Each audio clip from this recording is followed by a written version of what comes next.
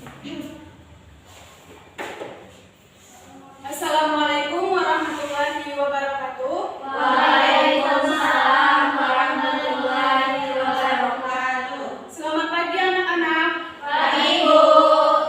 Gimana nih kabarnya hari ini? Semuanya sehat? Alhamdulillah sehat, Bu. Hari ini apakah ada yang tidak hadir? Tidak ada, Bu. Semuanya hadir. Alhamdulillah, berarti hari ini lengkap semua ya. Baiklah, sebelum kita memulai pelajaran kita pada hari ini, sebaiknya kita berdoa terlebih dahulu. Semoga proses pembelajaran kita hari ini berjalan dengan lancar. Berdoa mulai. Bismillahirrahmanirrahim. Raditu billahi rabba wa bil islami dina wa bil muhammadin nabiyya wa rasulah. Rabbi zidni ilma warzuqni fahma. Amin.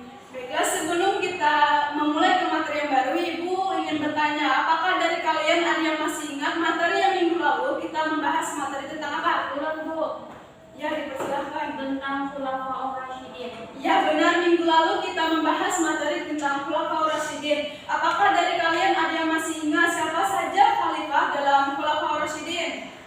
Abu Bakar As-Siddiq, Umar bin Khattab, Utsman bin Affan, Ali bin Abi Thalib. Masya Allah, semuanya masih ingat dan jawabannya benar semua. Tepuk tangan untuk kalian semua. Baiklah, Ibu lanjut ke materi yang baru, yaitu materi hukum halal dan haram. Dimohon ya anak-anak, buku LKS kalian dibuka semuanya.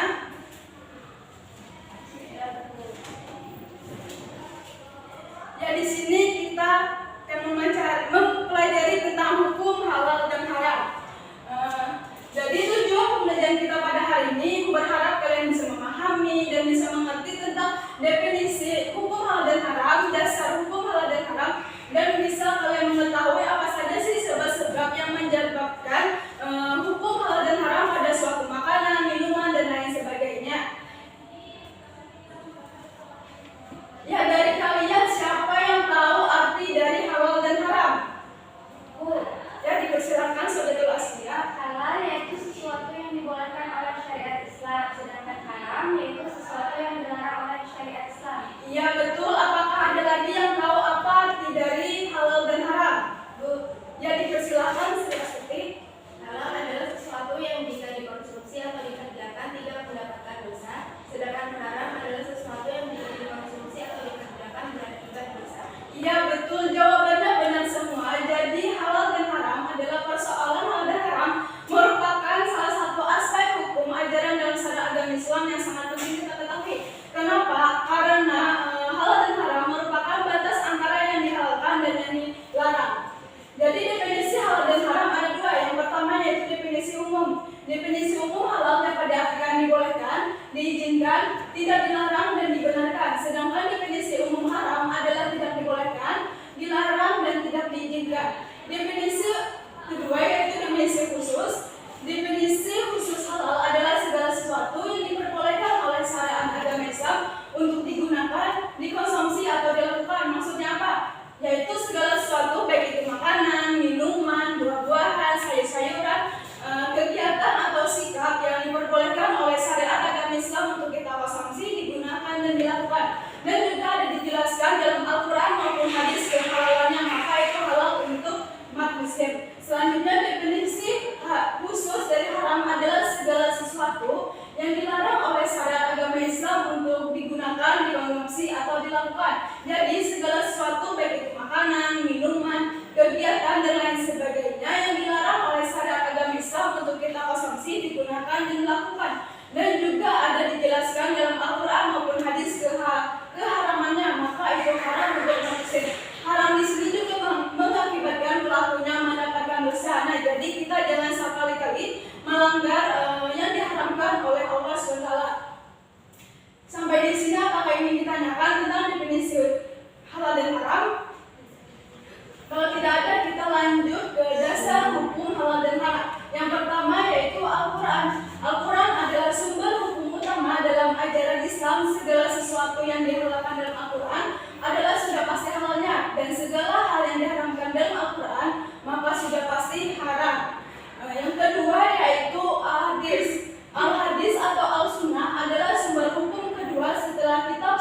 Al-Quran dalam menetapkan hukum dan peraturan agama termasuk masalah halal dan haram. Jadi hadis ini berfungsi untuk menjelaskan hal-hal yang dimaksudkan oleh kitab suci Al-Quran atau menjelaskan hukum-hukum yang kitab tersebut secara jelas dan merinci hal-hal yang dinyatakan secara umum dalam kitab suci Al-Quran. Jadi Al-Quran itu berfungsi untuk mempertegas atau memperkuat suatu hukum yang sudah ada dalam kitab suci Al-Quran. Yang ketiga, dasar hukum yang ketiga adalah ijtihad.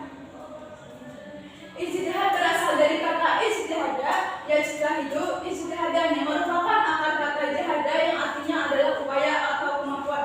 Jadi ijtihad ini artinya kemampuan atau pengetahuan, terutama kemampuan daya pikir yang dimiliki oleh para mujtahid untuk kita menggali atau menemukan hukum-hukum syariat. Jadi ijtihad itu berfungsi untuk menetapkan suatu hukum di mana sesuatu hal itu tidak dibahas atau tidak dijelaskan dalam kitab suci Al-Quran maupun hadis.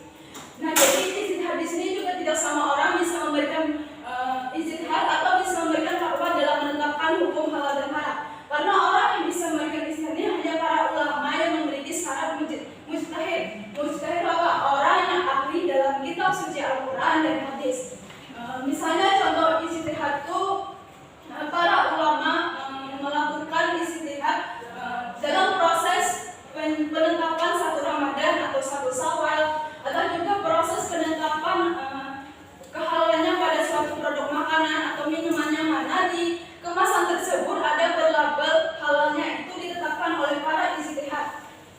Selanjutnya yaitu sebab-sebab halal dan haram. Halal dan haram juga bisa disebabkan oleh beberapa hal. Yang pertama yaitu zat asal. Allah Subhanahu wa Ta'ala telah menetapkan sesuatu yang haram karena zat asalnya. Maksudnya apa?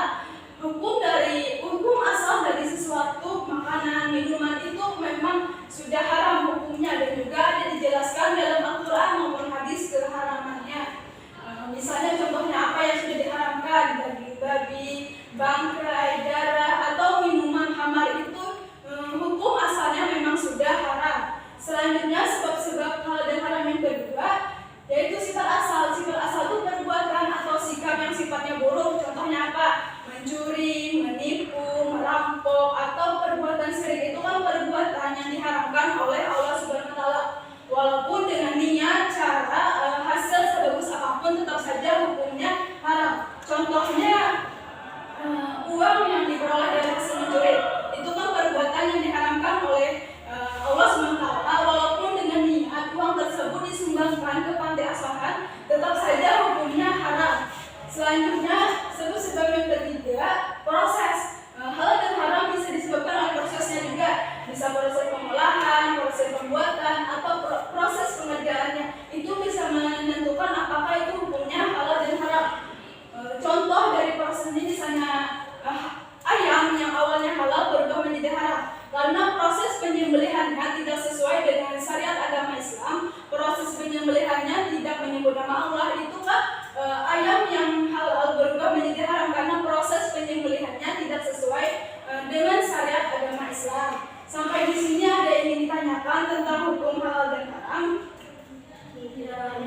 Kalau tidak ada, Ibu ada beberapa contoh gambar, baik itu makanan, minuman, kegiatannya, hukumnya halal dan haram.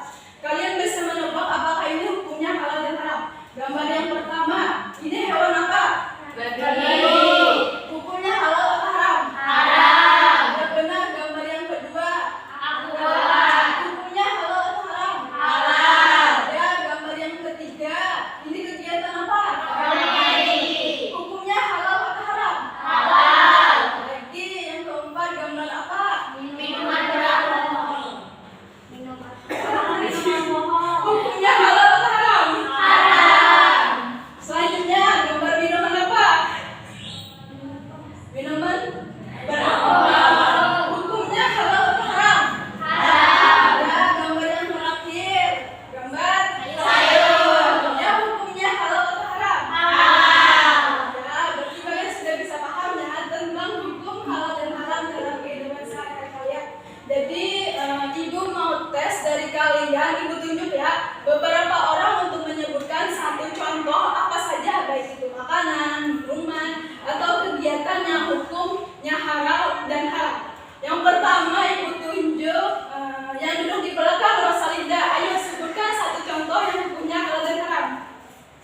Yang halal telur, yang haram khamar. Ya, lagi yang duduk di depan, Saudatul Asya, sebutkan contoh dari halal dan haram. Yang halal mengaji, yang haram pacaran. Satu orang lagi yang duduk di tengah, Sri Astuti, sebutkan satu contoh hukum halal dan haram. Yang halal teh, yang haram bangkai. Ya, berarti kalian sudah bisa memahami ya tentang hukum halal dan haram dalam kehidupan sehari-hari kalian. Jadi, aku akan mengulang sedikit pembahasan kita tadi. Jadi, definisi halal dan haram ada dua. Yang pertama tadi definisi umum, yang kedua itu definisi khusus. Arti halal dan haram itu halal itu diperbolehkan dan haram itu dilarang.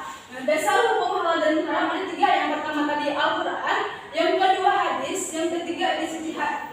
Halal dan haram juga bisa disebabkan oleh beberapa hal. Yang pertama tadi zat asal. Zat asal itu hukum asal dari sesuatu itu sudah haram hukumnya. Yang kedua yaitu sifat asal. Sifat asal itu perbuatan dan sikap yang sikapnya buruk, walaupun dengan niat, cara, hasil sebagus apapun tetap saja hukumnya haram. Selanjutnya ketiga tadi prosesnya bisa proses pengolahan, proses pembuatan atau proses pengerjaannya. Sampai di sini ada yang ingin ditanyakan tentang hukum halal dan haram yang baru saja kita bahas. Tidak ada. Kalau tidak ada dari kalian, siapa yang bisa menyimpulkan materi pembelajaran kita pada hari ini? Ya, dipersilahkan Ririn. Jadi kesimpulannya, definisi halal yaitu dibolehkan, sedangkan haram dilarang. Dasar hukum halal dan haram ada tiga. Yang pertama kitab suci Al-Quran, yang kedua Al-Hadis, yang ketiga ijtihad. Hukum halal dan haram juga bisa berubah karena bisa disebabkan oleh beberapa hal, misalnya karena zat asalnya, sifat asalnya, atau proses pengerjaannya. Ya, terima kasih anak dari Ririn sudah menyimpulkan materi pembelajaran kita hari ini. Nah, kita baru saja membahas tentang hukum halal dan haram. Jadi kalian dalam kehidupan sehari-hari bisa menerapkan atau memilih makanan, minuman, kegiatan yang dihalalkan oleh syariat agama Islam. Pilihlah makanan atau minuman yang baik dan bergizi, dan juga hindari makanan, minuman, dan kegiatan yang diharamkan oleh Allah SWT. Jadi tergantung dari diri kalian masing-masing untuk menerapkan dan memilih sesuatu yang halal dalam syariat agama Islam. Jadi sebelum kita mengakhiri pembelajaran hari ini, Ibu akan memberikan kalian tugas. Tugasnya ada di buku LKS kalian halaman 30, soal pilihan ganda dari 1 sampai 10. Kalian kerjakan di rumah dan kerjakan di buku latihan. Tugasnya kita akan bahas minggu depan. Mengenai tugas, apakah ada yang ingin ditanyakan? Apakah tugasnya sudah bisa dipahami dan juga jelas? Jelas, Bu. Alhamdulillah, baiklah Ibu cukupkan pembelajaran kita pada hari ini. Semoga pembelajaran kita hari ini bermanfaat untuk kita semua. Amin. Baiklah, kita akhiri pembelajaran hari ini dengan bersama-sama mengucapkan hamdalah. Alhamdulillahirabbil alamin. Baiklah, terima kasih atas perhatiannya. Sampai jumpa minggu depan. Tetap semangat, jaga kesehatan, jangan lupa belajar, dan tugasnya tadi jangan lupa dikerjakan. Jadi sekian dari